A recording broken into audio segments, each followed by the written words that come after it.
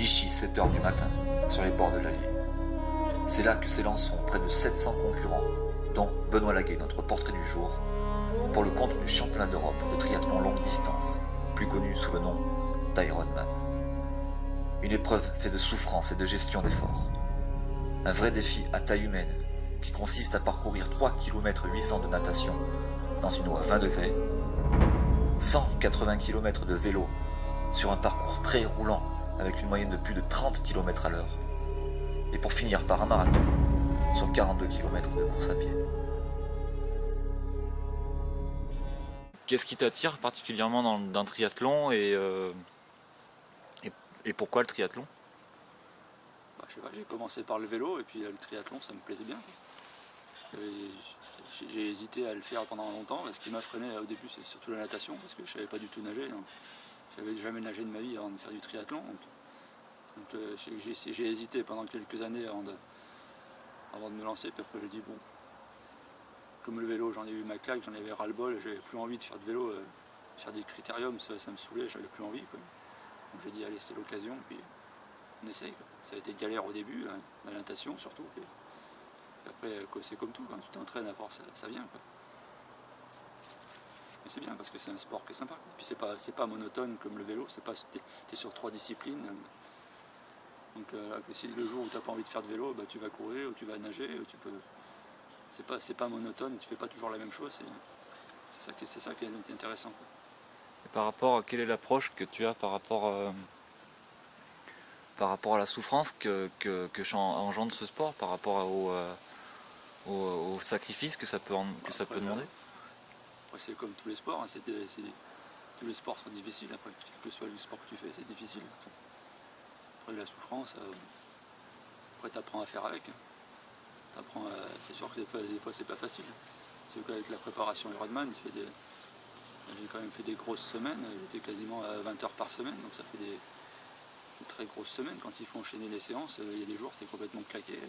Alors, quand tu bosses à côté, il y a eu des semaines où tu es complètement rincé, mais tu y vas quand même. Donc après la souffrance, tu apprends à faire avec. Elle fait partie du jeu. Quoi. Parce que l'Ironman, de toute façon, c'est tellement dur, c'est tellement exigeant.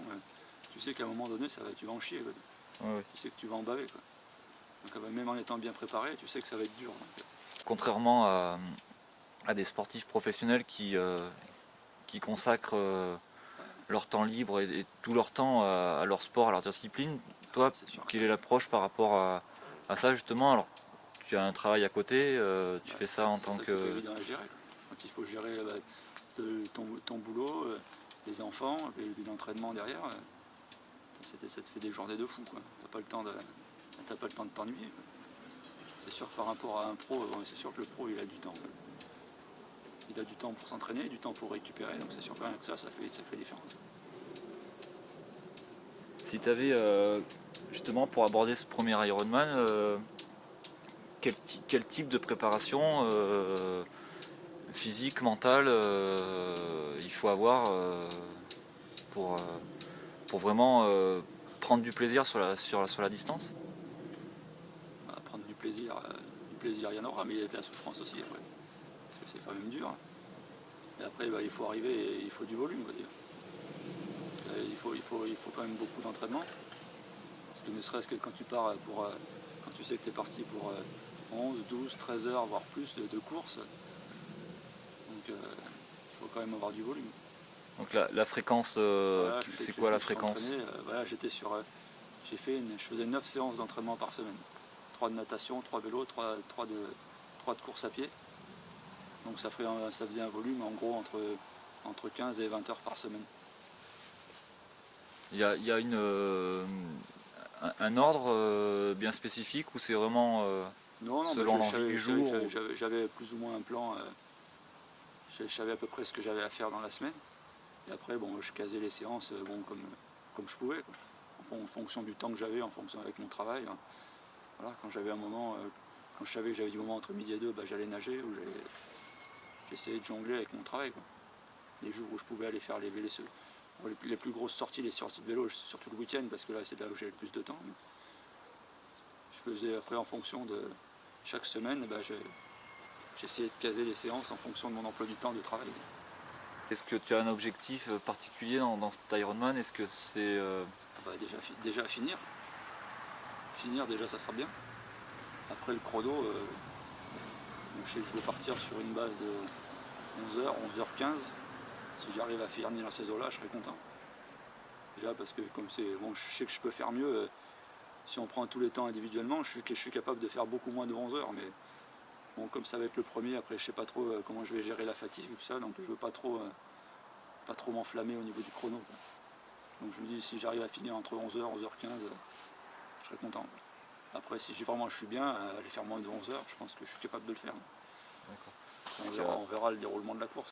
Quelle est la discipline où tu te sens le mieux, où tu crois que où tu vas gagner du temps, et dans la discipline où tu vas en perdre? Voilà, de toute façon le point faible, moi c'est la natation. La course commence quand je suis sorti de l'eau. Moi c'est la natation que je redoute un peu le plus, quoi. Enfin, même si maintenant j'ai les 3800, je sais que depuis 3 mois, je me suis fait des séances à 4000, 4005 à la natation. Je sais que la distance, je sais que je l'ai dans les bras, dans les jambes, donc la distance, ça me fait plus peur maintenant. Je sais que je peux le faire, mais après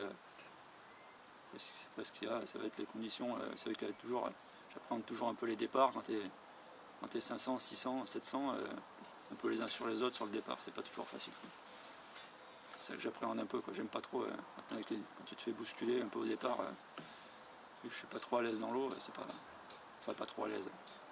Vu que je suis pas un très grand nageur, hein. Bon, une fois que je suis sorti de l'eau, ça ira mieux, quoi. Après le vélo, je vais gérer, et puis je pense que la discipline où je serai le plus à l'aise, où je peux le plus gagner de temps, c'est sur la course à pied. Ça c'est clair que c'est là où, de toute façon, sur Ironman, c'est là où les plus gros écarts se font. Parce que le vélo, en fait, voilà, tu te places sur le vélo. Parce que le vélo, il faut être capable de rouler vite, mais sans non plus se brûler, quoi. Parce que sinon, tu ne peux plus courir après, là.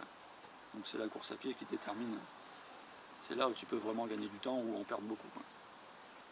Donc je pense que c'est là où il faut vraiment être costaud, quoi. En imaginant, si tu te projettes sur la course de dimanche, à partir du départ jusqu'à l'arrivée, est-ce que tu peux me décrire ta course, comment tu l'abordes, comment tu la vois?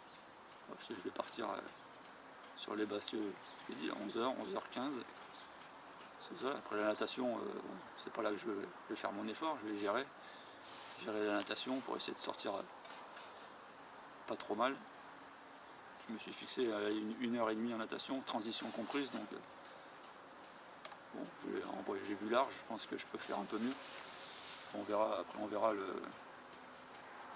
comment ça va se passer après. Bon, après moi j'appréhende toujours un peu les 250-300 premiers mètres là, parce que quand ça bastonne un peu, donc moi j'ai tendance à me mettre derrière et puis après à faire mon effort. Bon, ce qui est bien à Vichy, c'est que c'est large, quoi. Je sais que l'année dernière, ça a été un des premiers triathlons où j'ai pas pris de coup, quoi, en natation. Ça c'est bien, quoi.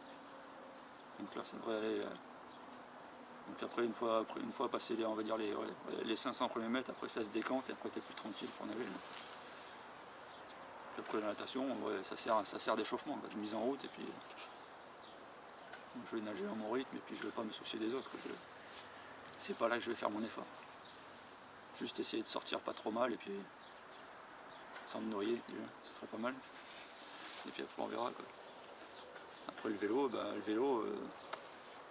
c'est la partie la plus longue de toute façon, donc c'est là il faut gérer, quoi.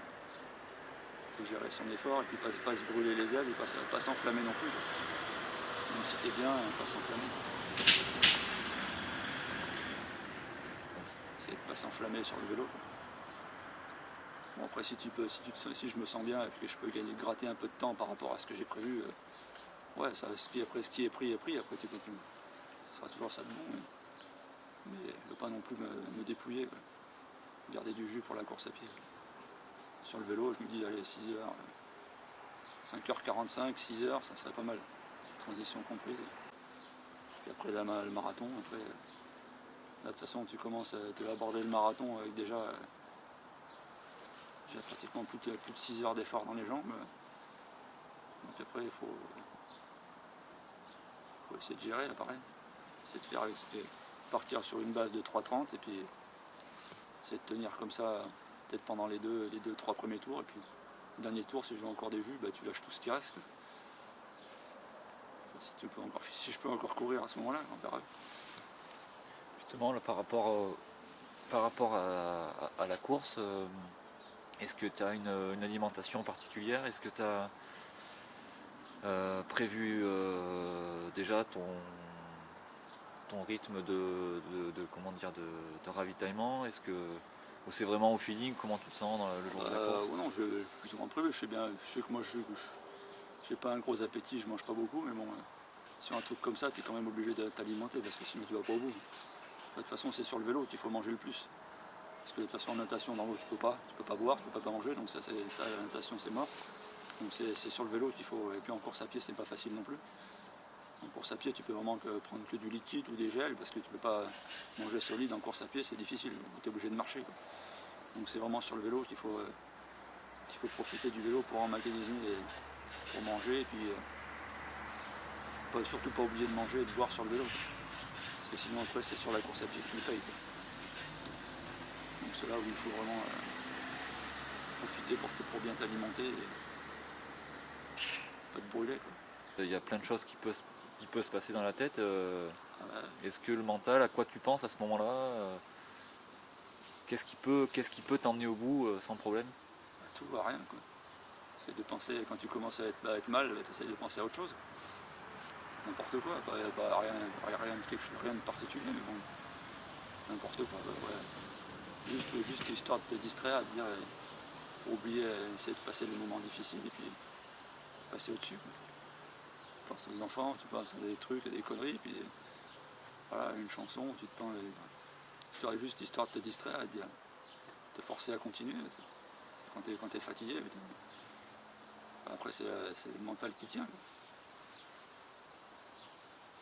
D'accord. Après quand tu sais, quand t'es sur le jour de la course, surtout le jour de la course en plus, voilà, quand tu sais tout ce que tu as fait, tout l'entraînement que tu as passé, toutes les semaines, tous les mois depuis que tu as passé à t'entraîner pour arriver là, non, tu peux pas. Tu peux pas te permettre de ne pas aller au bout. Voilà. Ah non, là, si je vais pas au bout, non, là, putain. Je préfère, même si je mets 15 heures, c'est pas grave, là je serais déçu, c'est sûr, je serais loin de ce que j'avais prévu, mais bon, à la rigueur, je serais allé au bout, quoi. Mais pas aller au bout, non, là j'aurais trop les boules. Non, je sais que j'irai au bout. Sauf accident, sauf si je me casse une jambe ou je me casse la gueule en vélo, mais sauf accident, donc je sais que j'irai au bout. Après, dans quel état, je sais pas, même. J'espère pas finir comme une serpillière non plus. Parce que c'est pas le but non plus d'aller finir à l'hôpital. Non, mais bon, je sais que je me suis pas mal, je me suis beaucoup entraîné. Et la distance, je pense que je l'ai dans les jambes. Je sais que je peux arriver au bout, quoi. Après, on verra. Après, il peut se passer plein de trucs. Après, on sait pas. C'est long. Après, comment je vais gérer, c'est vrai que j'ai jamais fait aussi long, quoi. Après, comment je vais gérer la fatigue et tout. Après la fatigue, est-ce que j'arriverai toujours à courir au bout de 7-8 heures d'effort? Est-ce que je vais toujours y arriver? Je sais pas. Pour l'instant, j'ai jamais fait. Donc là, à ce niveau-là, c'est un peu l'inconnu, on va bien voir.